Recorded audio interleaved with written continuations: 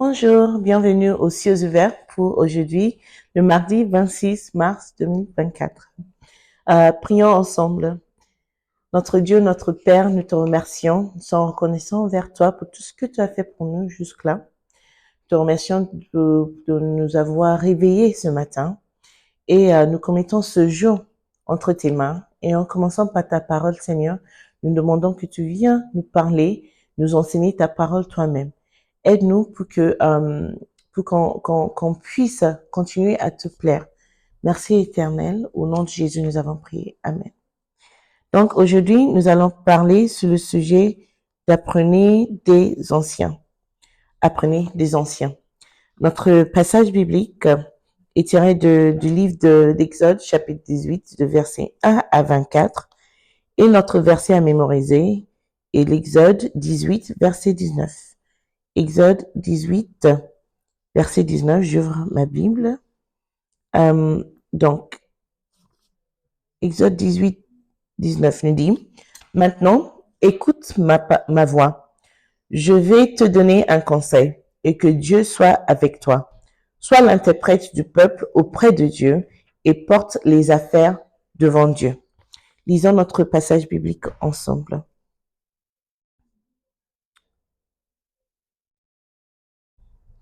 Donc, Jéthro, sacrificateur de Madian, beau-père de Moïse, apprit tout ce que Dieu avait fait en faveur de Moïse et d'Israël, son peuple. Il apprit que l'Éternel avait fait sortir d'Israël d'Égypte.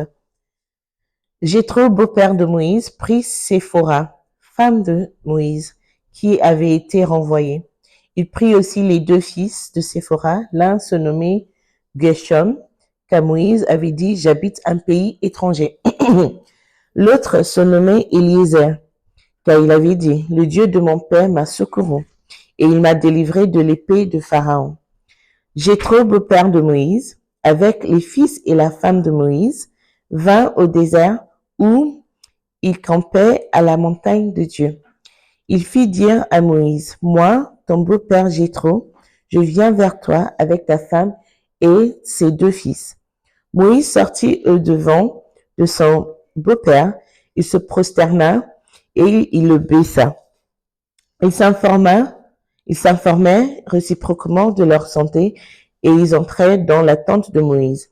Moïse raconte à son beau-père tout ce que l'Éternel avait fait à Pharaon et à l'Égypte à cause d'Israël, toutes les souffrances qui leur étaient survenues en chemin et comment l'Éternel les avait délivrés. Jéthro se réjouit de tout le bien que l'Éternel avait fait à Israël et de ce qu'il avait délivré de la main des Égyptiens. Et Jéthro dit, béni soit l'Éternel qui vous a délivré de la main des Égyptiens et de la main de Pharaon, qui a délivré le peuple de la main des Égyptiens. Je reconnais maintenant que l'Éternel est plus grand que tous les dieux, car la méchanceté des Égyptiens est retombée sur eux. Jéthro, beau-père de Moïse, offrit à Dieu un holocauste et des sacrifices. Aaron et tous les anciens d'Israël vinrent participer au repas avec le beau-père de Moïse en présence de Dieu. Le lendemain, Moïse s'assit pour juger le peuple et le peuple se tint devant lui depuis le matin jusqu'au soir.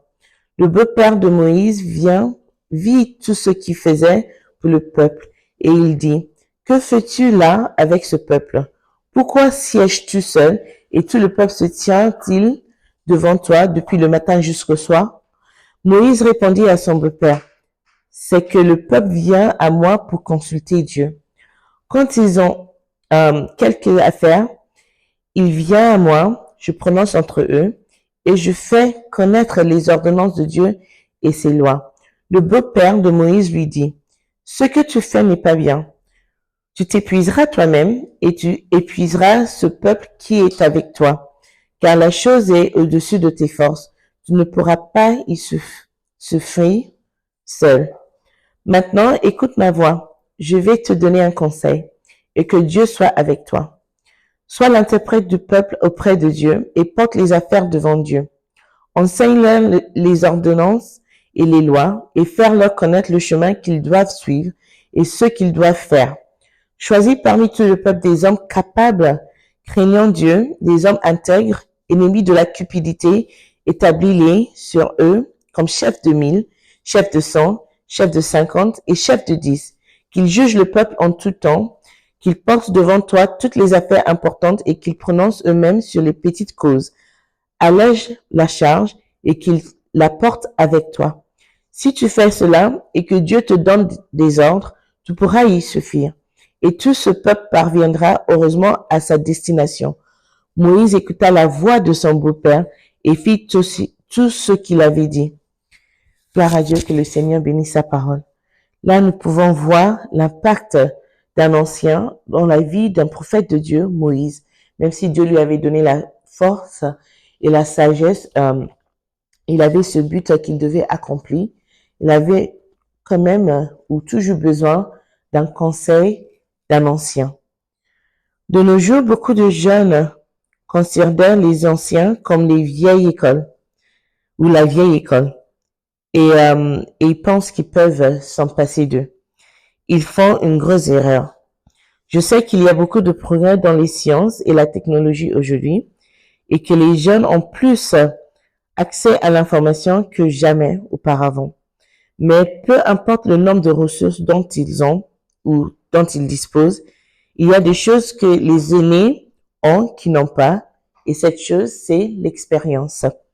Les aînés ont parcouru le chemin que vous empruntez maintenant et peuvent vous dire le résultat de tout ce que vous faites avant même que vous ne commenciez. Ils ont vécu beaucoup plus que ce que les moteurs de recherche Internet peuvent vous montrer. Certains d'entre eux ont fait des erreurs dans le passé que vous n'aurez pas à faire si seulement vous les laissiez vous guider. Le problème, cependant, est que beaucoup de jeunes pensent qu'ils sont très sages et de telles pensées peuvent les mettre en difficulté. Il y a un dicton populaire en Afrique qui dit que ce qu'un aîné voit assis sur une chaise, l'enfant ne peut pas le voir même s'il grimpe en haut d'un arbre.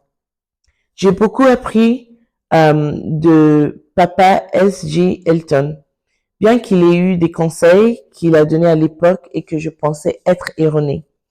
Aujourd'hui, je sais qu'il avait tout à fait raison et Dieu merci que je l'ai écouté. Il y a des choses sur vous-même que vous ne savez pas et que vous ne pouvez pas voir. Même un aîné les verra et vous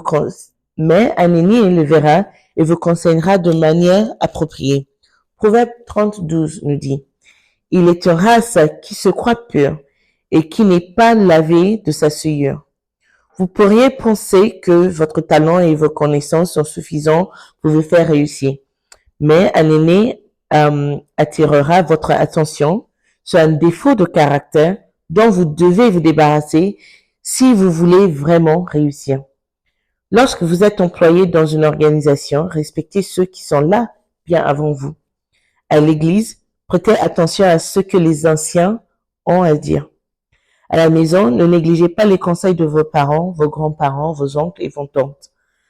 Lorsque vous agirez de la sorte, ils partageront certaines de leurs précieuses expériences avec vous et avec l'aide du Saint-Esprit, l'esprit de la sagesse, vous serez en mesure de rassembler tous leurs conseils avec sagesse. Cela vous donnera un avantage inégal sur vos pairs dans le voyage de la vie. Que Dieu nous aide au nom de Jésus. Le point clé pour aujourd'hui, c'est que les aînés de votre vie sont là pour vous guider avec leurs expériences. Écoutez-les et il faut les honorer aussi. Que le Seigneur nous aide à faire des choses selon sa parole au nom de Jésus. Amen. Donc, la Bible en un an est tirée de 1 Samuel 17 et 18 et ça nous parle des guerres des Philistins et l'amitié entre Jonathan et David. Passez une très bonne journée.